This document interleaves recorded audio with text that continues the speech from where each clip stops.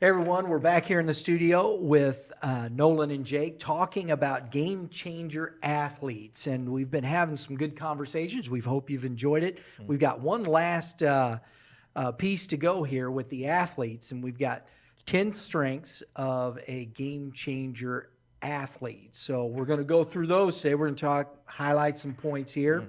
So as always, I'm going to read off all 10 so you know what they are. Starting with maximize your influence, commit to growth, harness failure, harness fun, communicate effectively, value true success, build relationships, know yourself, carve your path, be brave, do the right thing. So, guys, thanks as always. Yeah. We're going to start with, and I know you're going to want to talk because you made a point of it in the last segment about harnessing failure. Oh. So we'll get to that. But there's 3 things I want to talk about here personally that really stuck out to me. The first one is commit to growth. You got here, intentional lifelong growth and development is a characteristic of successful people. Continually invest in that process. Again, we're back to the whiteboard, right?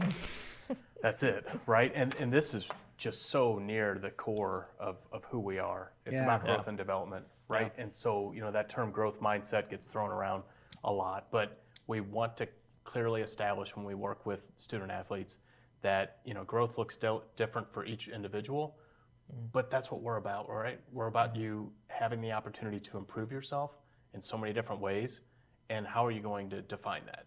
But you have to commit to it, right? It's the desire to be greater than what you are today. And so you can use that to help others too. Yeah. Yeah, every kid is in a different stage of life as far as, how quickly they're going to learn, mentally or grow physically or grow mentally. But the biggest thing we try to push is be uncomfortable. If you're not being uncomfortable, you're not growing. Right. If you're not putting yourself in uncomfortable positions, you're not growing. So. And it's not challenging yourself, right? Right. Exactly. Yeah. So, like Nolan said, committing to growth. This is like our bread and butter. This is what we're all about. And understanding that there's more that you can learn, and accepting that. Even myself, even Nolan, there's all of us in this room, just committing to that in your daily walk and in your daily growth, in your sport, outside of your sport, in the classroom. Because you can't control your physical growth. No. You're going to get, as an athlete, you're going to get what you got. Yeah. Right. So the only thing you really can't control is the growth of yourself as a person, as an individual. Right. Yes? Yeah. That's it. Yeah, you know us well by now. And I think that's a huge part of it. Yeah. I that's why I've really enjoyed this, and I'm looking at these things. And one of the things that really struck me is because of that, because it does look at that from that aspect. And when you're talking about, we'll bring this up in this because the next point was harnessing failure, right? Mm-hmm. And so how do you think about that in your growth? What does that mean? I'll let you cover it, but I'll say this. You're good. We're talking about baseball, right? Yeah. We're talking about a lot of sports, but youth baseball, Midwest. At the very essence, failure is part of the game, right? You're going to fail 6 or 7 times out of 10, right? Good batting average means you failed 7 times, and so it's a little easier with baseball. You get a little more accustomed to failure, but it's at the very essence of learning. So we would be. Upset if there's an individual that we're working with that is afraid to fail, because that's when the learning starts. And so that word's kind of funny, and you think about, should you call it something else? But regardless, it's so connected to learning and growth that it can't be taken out of the process. Yeah. Right. Yeah, absolutely. This one was hard for me growing up because I was a perfectionist, and I still am, and I'm OCD. So when I set my goals or I had expectations, I failed, I kind of shut down, kind of went around it. Right. And there's a gap there of going around it where you will learn a lot of stuff. And just in the position I am now, and with Game Changers, with Nolan and with Rachel, failure is just an obstacle to success. And that's kind of my mindset. That's kind of the mindset we push to these student athletes. It's just a critical point in time where you can learn something from it. Kobe Bryant, I don't know if you ever seen Kobe Bryant videos of him just talking about failure. He says it's non-existent to him. Yeah.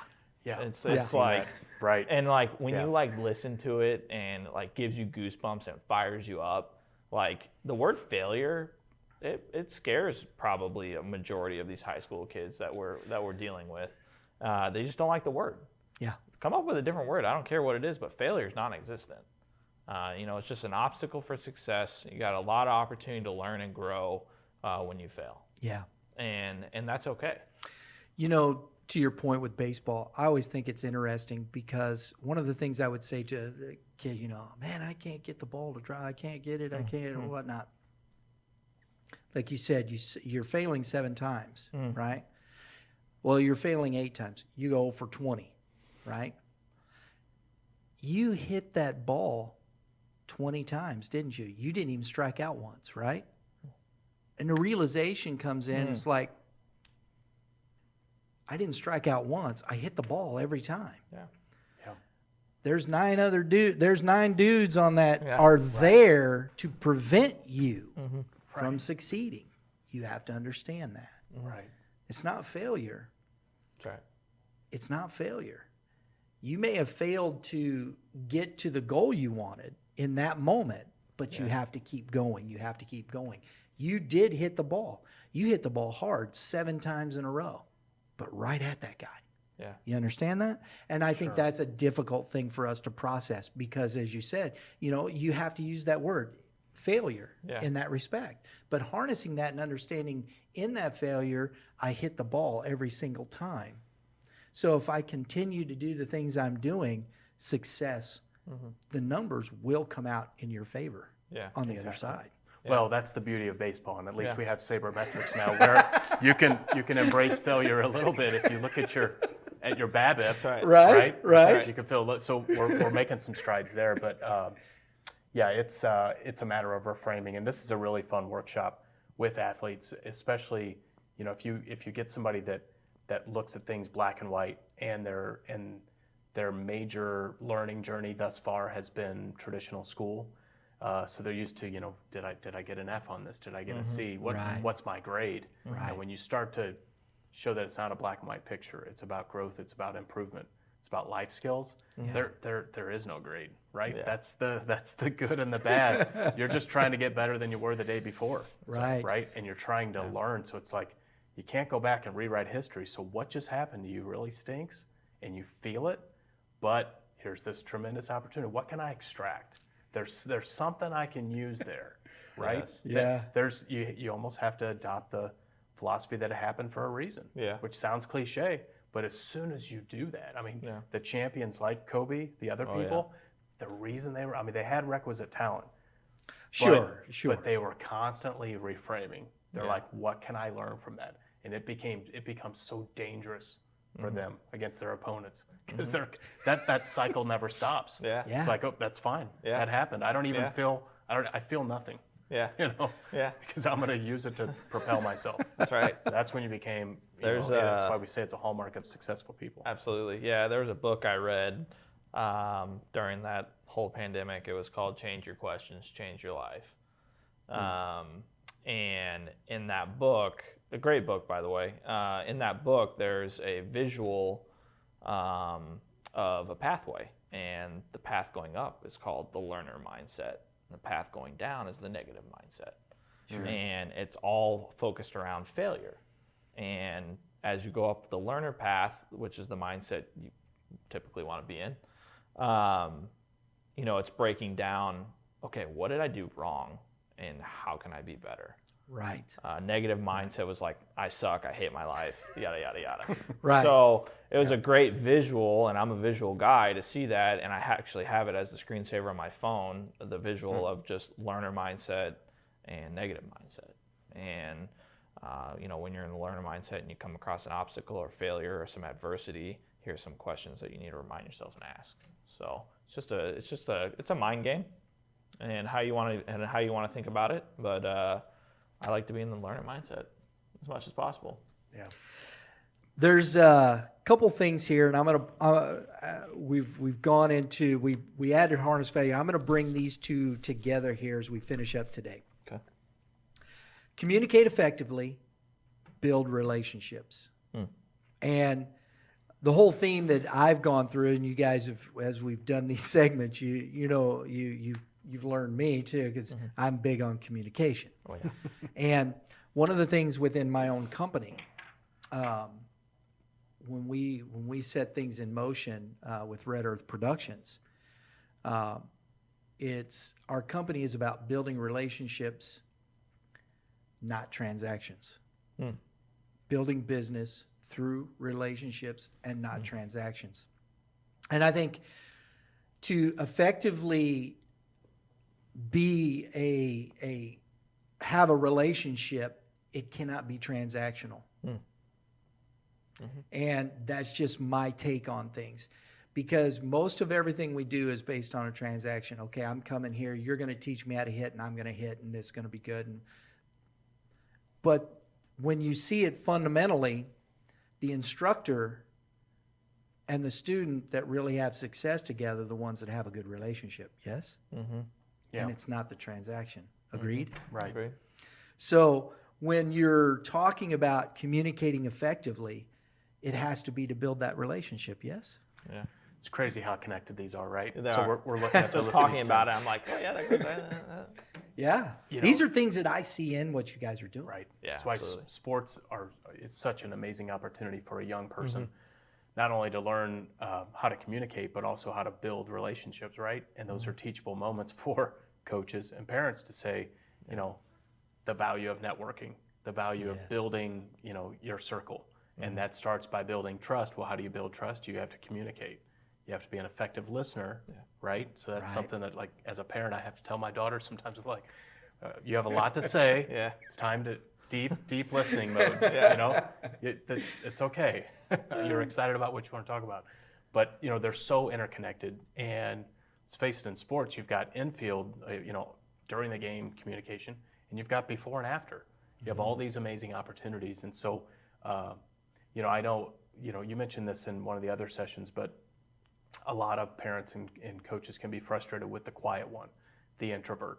And they just have to understand that there's more than one communication style. Yes. And I've seen some athletes that are so good at the one-on-one, but they would shy away from any opportunity to talk to the whole group. They're not going to be the rah-rah, but if you watch, they'll go off to the side and they'll help, a new member of the team understand something. They're so powerful in that way. So, part of good communication is understanding different styles, right? Because we're humans, we're all different. And, Absolutely. It's just a great lesson for a young person to continue to work on. Yep, absolutely. And it's not just, build relationships with your teammate, it's build relationships with your coaches and build relationships with your parents. Right. Yeah. And it comes all the way back to committing to growth and growing in those different ways, and growing in a relationship with your teammate, with your coach, and with your parent. It all works together. I think this stuff is awesome, guys. I really do like the way that, and if I've seen the way all these things interact and play together and work together, and so what it shows me is there has been thought put to it. It wasn't just, hey, we got another program, let's go talk to people and whatnot. No, you actually thought through the process and said, how does all this work together? Because we're not just dealing with an athlete. We're dealing with a parent, and we're dealing with a coach. So all these things have to interconnect. They have to be together. And I think it's tremendous. That's just my 2 cents. Thanks. I may be 3 cents. Yeah, I don't know yet. But anyway, athletes, if you need coaches, parents, club directors, whatever, if you want your athletes to understand things, GameChangerAthletes.org, get a hold of these guys, bring them into your organization, talk to the kids, and it doesn't matter. They can be 9-year-olds. Yeah. Be 10-year-olds, 11-year-olds. Doesn't matter what age. I think these are effective lessons throughout any age group. Yeah. Yeah, absolutely. We, we believe in so much that we're doing right now that the schools that we're partnered with right now, we're doing it for free, and that's how much we believe in our system and our process. We're in about 4 or 5 school districts right now, looking to build into a couple clubs, sports clubs around the area, but it's free right now, and we want to, it's not just getting our brand out there. We believe in what we're putting out there, and we believe it's important, and we want to talk about it. There you go, folks. Hey guys, honestly, thank you. Yeah, no, thank you, Brian. Appreciate thank it. you. Guys, Game Changer Athletes, appreciate you joining us, and we'll have them back, and we'll keep talking, have some discussion, but we want to thank you guys for coming on. And go look them up, GameChangerAthletes.org. Thanks for tuning in.